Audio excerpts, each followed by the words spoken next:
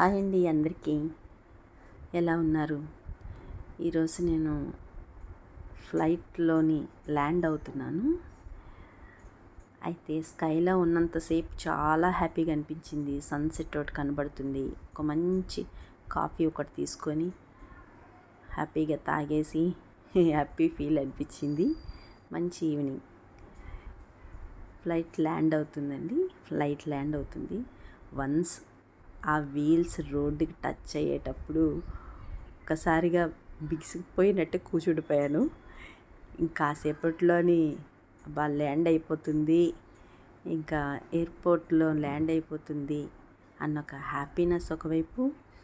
ఒక్కసారిగా అది ఎప్పుడు నాకు భయమే అనిపిస్తుంది. ల్యాండింగ్లో టేకాఫ్లోని కొంచెం అనిపిస్తుంది, కొంతవరకు ఒక ఫ్లై అవుతున్న వరకు.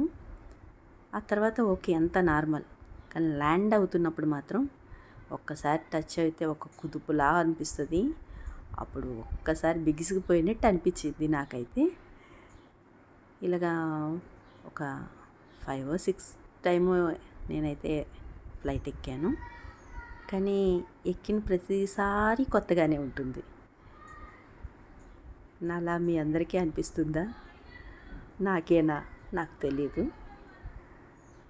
సరదాతో కూడిన బాధ, సరదా, భయం అన్నీ ఉంటాయి ఫ్లైట్ జర్నీలో.